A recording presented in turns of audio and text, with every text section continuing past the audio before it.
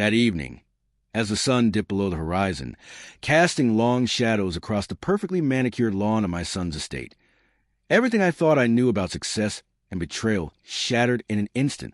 It was a moment that would define the rest of my life.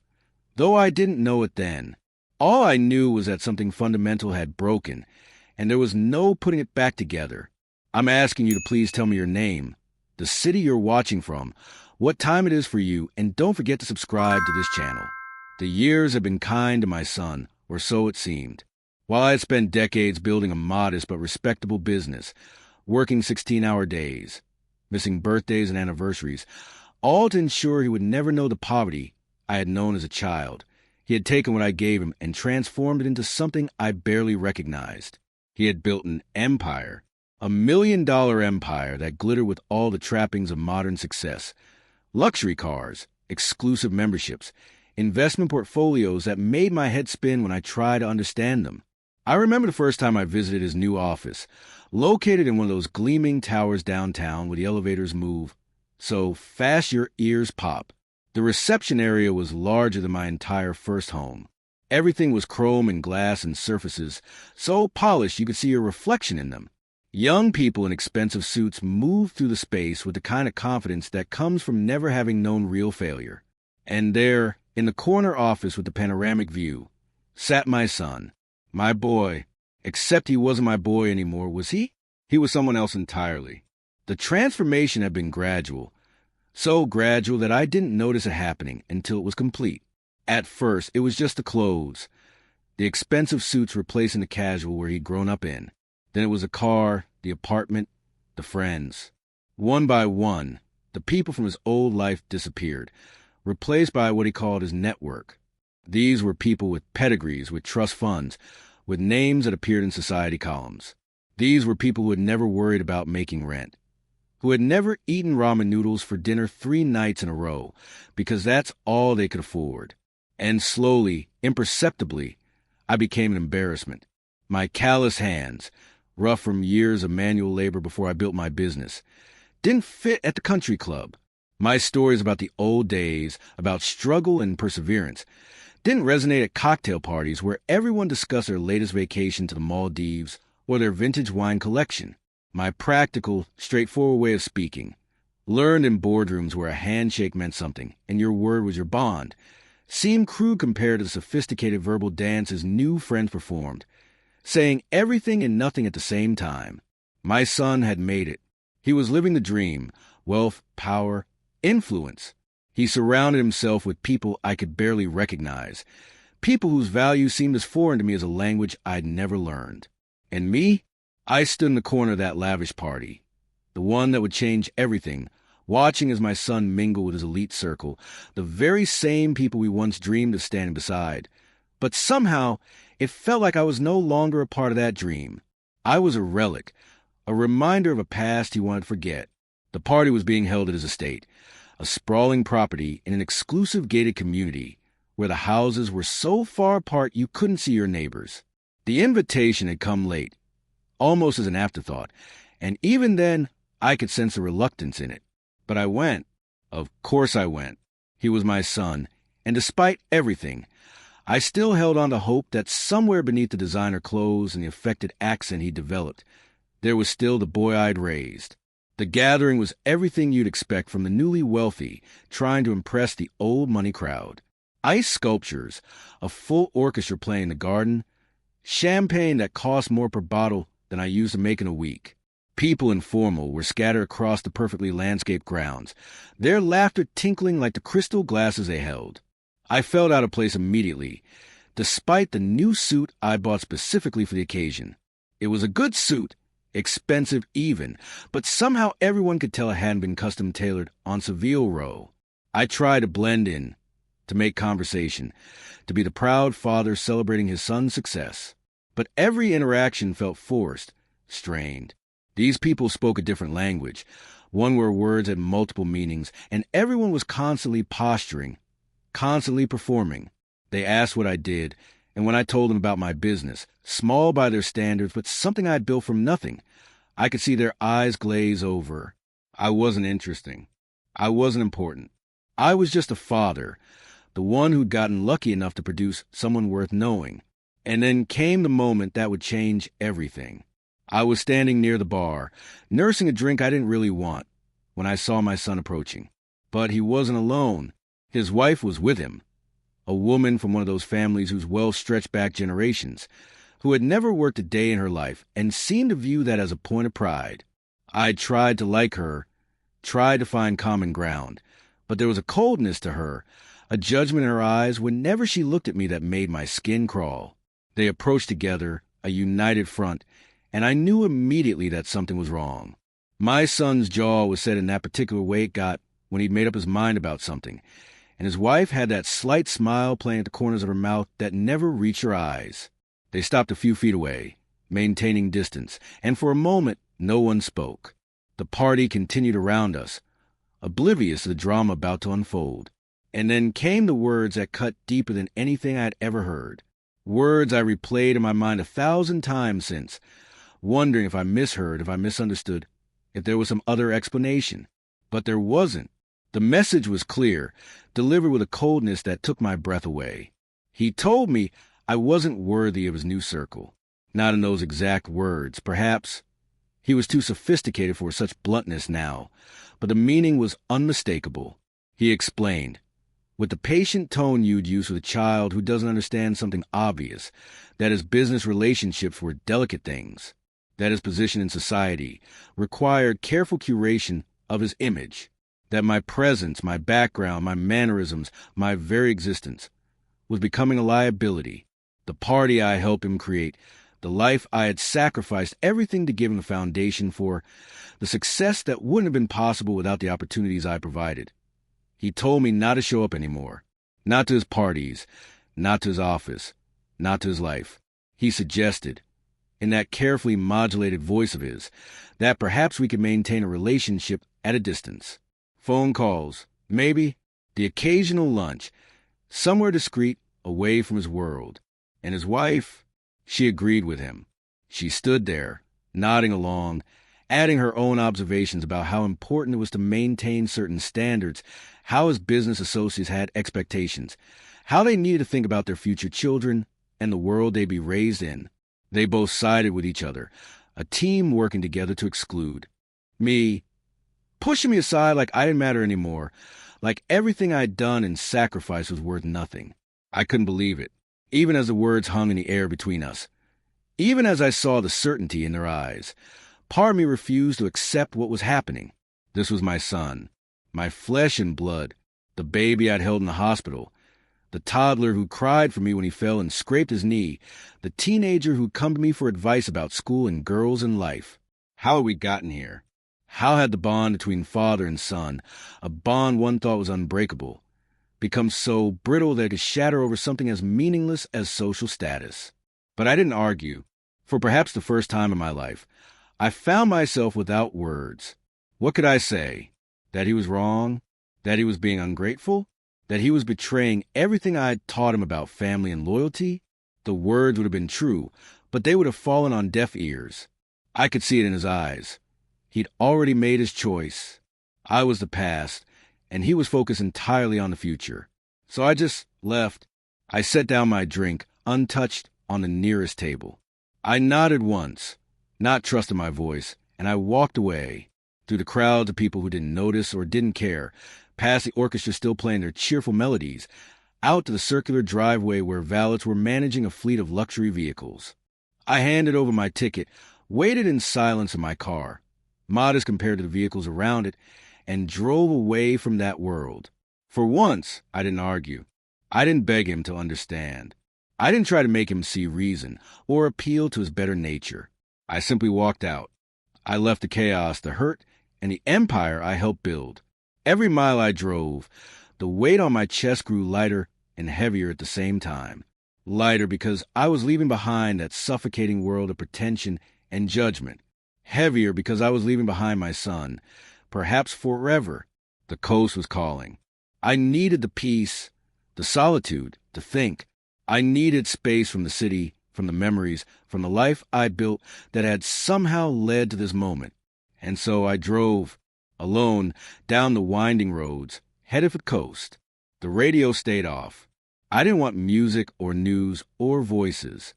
I just wanted the sound of my tires on pavement, the rhythm of the road, the simple forward motion that matched the movement in my mind. The drive took hours, but I barely noticed the time passing. My mind was elsewhere, replaying every moment of my son's childhood, looking for the point where things went wrong. Was it when I worked those long hours, thinking I was building a future for him? Was it when I pushed him to excel, to achieve, to be better than I had been? Was it when I scraped together everything I had to send him to that prestigious university, where he first encountered the world of privilege he now inhabited? Or had I simply raised him wrong? Had I failed to instill the values I thought I was teaching? Humility, gratitude, loyalty, the importance of family. I thought these were the pillars I was building his character on. But somewhere along the way, something else took root, ambition unchecked by empathy. Success measured only in dollars and status. A worldview where people were valuable only for what they could provide. The salty air and crashing waves felt like the only solace I could find in that moment. I arrived at the coast as the sun was setting, painting the sky in shades of orange and purple that took my breath away. I found a small motel, nothing fancy, just a clean room with a view of the ocean. I didn't need luxury. I needed simplicity. I needed to strip away all the complications and remember who I was before all of this. But what I didn't know was that everything was about to change. While I was driving, while I was checking into that modest motel room, while I was standing on the balcony watching waves crash against the shore, my son's empire was beginning to crumble. The foundations he'd built on leverage and speculation, and the confidence of his elite circle were showing cracks. And those cracks were about to become chasms.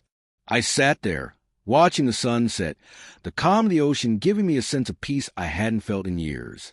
The sound of the waves was hypnotic, primal, connected me to something larger than my personal drama.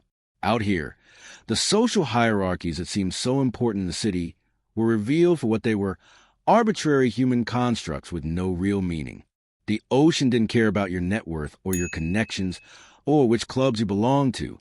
It simply was eternal and indifferent, a reminder of how small we all really are. But then my phone lit up.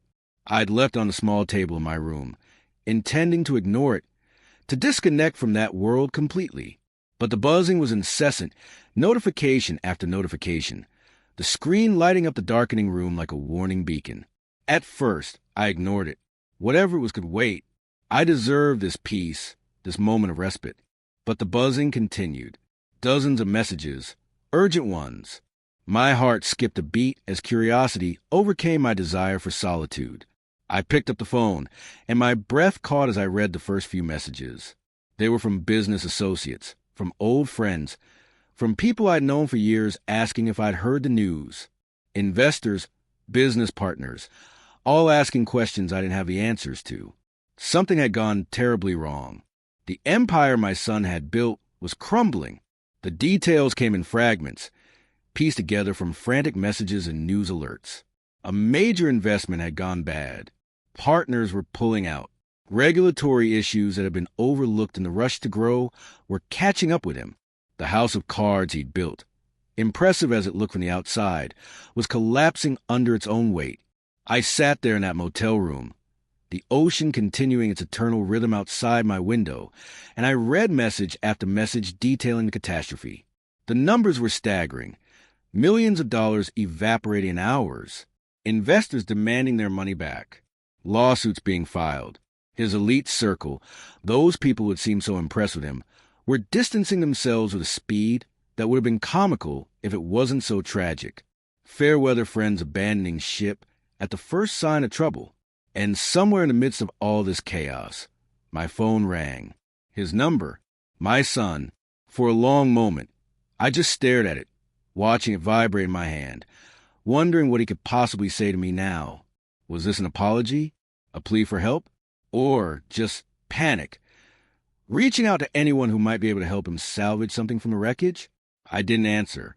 Not out of spite, though I won't pretend I didn't feel a certain grim satisfaction at the reversal of fortune, but because I genuinely didn't know what to say. What could I offer him? Money? I didn't have enough to make a difference in losses this large. Advice? He'd made it clear my wisdom was worthless in his world. Comfort? He'd pushed me away when times were good. I wasn't about to be his emotional support now that things had gone bad. I couldn't help but feel something, a strange mix of relief and sadness. Relief because the weight of trying to fit into his world, trying to be good enough for him, was finally lifted. I was free to be myself, to live according to my own values, to stop contorting myself into shapes that didn't fit who I was. The empire that had seemed so important, so impressive, had revealed itself to be hollow, built on sand, not bedrock, and its collapse, while devastating for my son, was liberating for me. But there was sadness, too. Deep, profound sadness for the relationship we'd lost, for the son I'd raised who had somehow transformed into someone I didn't recognize, for the dreams I'd had of legacy and family that would never be realized. I had spent my life building an empire for my son, for our family. Every sacrifice, every long hour, every missed moment, it had all been for him, for his future. But now, I saw it for what it really was. It wasn't about family anymore. Maybe it never had been, not for him anyway. It was about power and status. It was about climbing social ladders and accumulating wealth and surrounding himself with the right people. Family was something you acknowledged when it was convenient, when it served your purposes, but discarded when it became inconvenient. I had been discarded, deemed unworthy of his new life, cast aside like outdated furniture that didn't match the new decor. And when it all came crashing down, when his carefully constructed world revealed his fragility, I felt a weight lift from my chest. This was no longer my problem to fix. For decades, I'd been the fixer, the one who solved problems and made sacrifices so others wouldn't have to struggle. But this was beyond my help, and more importantly, it was no longer my responsibility. My son had made his choices. He'd chosen his values, chosen his priorities, chosen who he wanted in his life. Now he would have to live with the consequences of those choices. The messages kept coming through the night. Updates on the situation, requests for comments, people asking if I knew what was happening. I turned off my phone eventually, unable to bear the constant stream of information about a disaster I had no power to prevent or remedy. I lay in that motel bed, listening to the waves, and for the first time in years, I felt something approaching peace. In the morning, I woke to the sound of seagulls and the smell of salt air. The sun was rising over the ocean, painting the water in shades of gold and pink. It was beautiful in a way that had nothing to do with money or status or social circles. It simply was, indifferent to human drama, eternal and unchanging. I stood on the balcony with a cup of coffee from the motel's small lobby and watched the day begin. My phone was still off. The world was still spinning. My son's empire was still collapsing. But here, in this moment, none of that seemed to matter. I'd spent so much of my life worrying about the future, planning for contingencies, building security for people I loved. But what had it gotten me? A son who was ashamed of me. A legacy that meant nothing. A life half lived in service of someone else's dreams. I don't know what the future holds for my son. I don't know if he'll rebuild, if he'll learn from his catastrophe, if he'll emerge humbled and wiser or bitter and broken. I don't know if he'll ever understand the consequences of his actions, the way his choices hurt, not just me, but probably countless others along the way. I don't know if there will ever be reconciliation between us, if he'll ever acknowledge that maybe, just maybe, there were things more important than social status and elite circles, or if he'll ever understand that true success isn't measured in dollars or the approval of people who disappear the moment things get difficult. That true wealth is in relationships built on genuine care rather than mutual benefit. That the legacy worth leaving isn't a financial empire that can crumble overnight, but values and wisdom and love passed down through generations. But for me, this was a new beginning. Standing there on that balcony, breathing in the ocean air, I realized I had a choice. I could let this betrayal define me, let it make me bitter and closed off. I could spend the rest of my life dwelling on what I'd lost, on the relationship that had died, on the dreams that would never be realized. Or I could see this as liberation, a chance to find my own peace, free from the expectations that had been placed on me. Free from the need to prove myself worthy of someone who had already decided I wasn't. Free from the pressure fit into a world that never felt like home. Free from the exhausting work of trying to bridge the gap between who I was and who my son wanted me to be. A chance to rebuild not an empire, but a life. A life lived on my own terms, according to my own values. A life where I measure success not by bank balances or social connections, but by simpler, truer things. Peace of mind, integrity, the ability to look at myself in the mirror and recognize the person looking back. The freedom to be unapologetically myself, without shame or apology. If you've ever felt abandoned or betrayed, know that you're not alone. Know that the pain you're feeling is real and valid and deserves to be acknowledged. But know, too, that you have the power to choose what comes next. Betrayal doesn't have to be the end of your story. It can be a beginning. Painful as that transformation might be, we all have the power to rebuild, no matter how broken we may feel. The waves continue their endless dance with the shore, each one different but part of the same eternal pattern. The sun rises and sets, indifferent to human drama. The world keeps spinning, whether our personal empires stand or fall. And somewhere in that vastness, in that perspective, there's comfort. We're all smaller than we think. Our drama is less significant. Our moment of triumph and tragedy just tiny ripples in an infinite ocean. But we're also more resilient than we know. We can survive betrayals we thought would destroy us. We can rebuild from ruins we thought were permanent. We can find new meanings and new purposes when the old ones have been stripped away. We can choose every day who we want to be and what we want our lives to stand for. I'm still here on the coast. I haven't gone back. Haven't tried to insert myself into the cleanup of my son's catastrophe. Maybe that makes me a bad father. Maybe I should be there, offering support, trying to help however I can. But I've given enough. I've sacrificed enough. And sometimes, the most loving thing you can do is let someone face the consequences of their choices without rushing in to save them from themselves. Maybe he'll call again. Maybe he won't. Maybe there will be apologies and attempts at reconciliation. Maybe there will just be silence, a relationship that fades into memory, becoming one of those stories families whisper about. The estrangement, the falling out, the price of ambition unchecked by love. Either way, I'll be okay. That's what I've learned here. Watching the waves, breathing the salt air, remembering who I was before I became defined by my relationship to someone else's success. I'll be okay because I choose to be, because I'm building a new foundation, one that can't be shaken by someone else's judgment or destroyed by someone else's choices. If you've ever been through something similar, know that you're not alone in this journey. Know that the pain of betrayal by someone you love is one of the deepest wounds a human can experience. But it's not a fatal wound. You can survive it. You can grow from it. You can emerge on the other side changed, but not destroyed, wounded but not broken, carrying scars that tell a story of survival rather than defeat. This journey is just beginning for me. And perhaps for you too, if you're going through something similar. We're all finding our way, all navigating the complicated terrain of family, love, loyalty, and self-worth, all trying to figure out where our responsibilities to others end and our responsibility to ourselves begins. All learning, painfully sometimes, that we can't make people value us, can't force them to see our worth, can't control who they become or what they choose. But we can control who we are.